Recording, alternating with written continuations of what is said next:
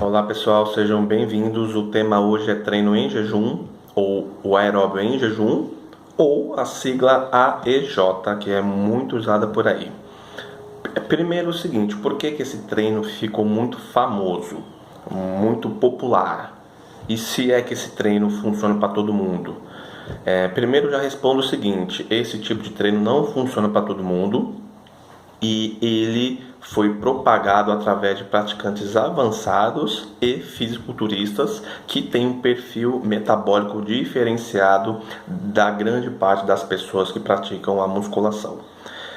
Primeiro o seguinte, praticantes iniciantes e de nível intermediário podem realizar o treino em jejum? Eu acredito que sim, que podem fazer, mas a gente tem que avaliar e colocar na balança se realmente é necessário indicar o treino em jejum, que geralmente é com o objetivo de aumentar a queima de gordura. O praticante iniciante avançado, o praticante iniciante e intermediário, ele não tem um bom ritmo de condicionamento físico, ele dificilmente tem uma rotina muito forte alimentar, é muito restrita. Então, por que usar uma proposta avançada de treino em jejum, sendo que para ele um bom ajuste alimentar, um bom ajuste no treino vai com certeza resolver grande parte do seu objetivo de resultado estético, seja ele aumento de massa magra ou queima de gordura. Então a gente pode analisar se é indicado para praticantes avançados ou fisiculturista. Primeiramente o seguinte, quem popularizou realmente esse tipo de treinamento foi esse grupo agora que eu citei, que são os praticantes avançados e fisiculturistas. Por que ficou famoso no meio desse tipo de perfil? Porque esse perfil, como eu disse, é um perfil diferenciado. Tem mais massa magra que a maioria das pessoas ou estão utilizando esteroides anabolizantes. Então, só por isso, a atividade em jejum tende a dar um pouco mais de resultado que o outro público, comparado ao outro público, iniciantes e intermediários. Aí vocês podem me perguntar o porquê disso. Primeiro é o seguinte, o porquê que é indicado, o porquê que surgiu o treino em jejum. Vamos lá. O organismo em jejum se encontra com as reservas de glicogênio baixa, glicogênio que é a nossa energia estocada em fígado e músculo. Sendo assim, se você começar uma atividade com esses níveis de glicogênio baixo, o nosso corpo tende a arrumar uma outra saída de fonte energética para fornecer o substrato energético, claro, para o seu exercício, que no caso o nosso desejo é que seja a gordura corporal. Só que as vias de energia do nosso organismo não se baseia só no glicogênio e gordura. Tem também a fonte de aminoácidos, que são os construtores musculares. Então, para quem pratica atividade em jejum, o corpo está usando todas as vias de energia. Todas elas, e as principais são de glicogênio, o pouco que tem ainda de reserva, os aminoácidos e a gordura. E aí, volto a repetir, por que se tornou famoso então?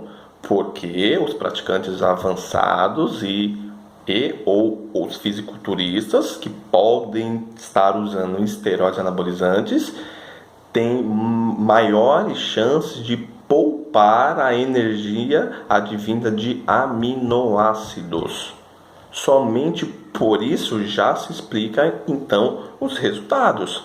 Se eles poupam os aminoácidos porque tem mais massa muscular naquele indivíduo ou ele está utilizando esteroides anabolizantes, vai restar as vias principais, vão restar o pouquinho do glicogênio que tem e a gordura corporal. logo a tendência é usar um pouco mais de gordura corporal, porque o glicogênio está um pouco mais baixo.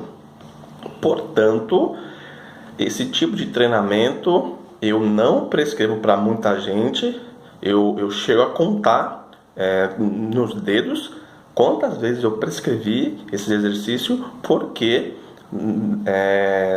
na maioria dos casos eu vejo que não há a necessidade de arriscar uma queima de energia a mais, assim, arriscando uma fonte, por exemplo, de aminoácido, ou arriscando você ter uma hipoglicemia, e sendo que a gente pode somente trabalhar otimizando a alimentação, otimizando a proposta de treino da musculação, colocando atividade aeróbia em horários clássicos, antes da musculação, após a musculação. Se o praticante tem a prioridade de treinar musculação com um pouco mais de força, geralmente eu indico o exercício aeróbio pós-musculação, né? E atividade em jejum, sinceramente, somente em casos avançados, com muita cautela. É porque, eu repito, o nosso organismo vai utilizar todas as fontes de energia nessa atividade, mas a gente quer, assim, obviamente, que ela se utilize um pouco mais de gordura corporal, porque nessa hora de jejum, realmente a chance é um pouco maior de usar a gordura corporal como fonte de energia, só que não é garantia que utilize mais a fonte de gordura.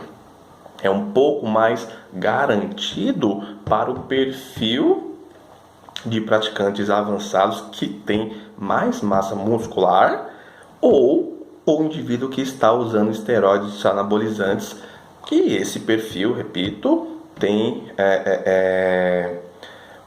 um favorecimento de poupar o uso de aminoácidos como fonte de energia. Então fica a dica para todo mundo. A atividade em jejum, ela não é ruim nem boa. Vai depender de quem está utilizando e para que está utilizando. Fique de olho nos exageros em rede social, em blog. Não acredite em tudo que vocês leem ou veem, e na dúvida converse com o seu professor para ver se é indicado para você o uso de atividade aeróbia ou não. Certo, galera? Por hoje é só. Eu espero ter agregado um pouco mais de informação a todo mundo que assistiu o vídeo.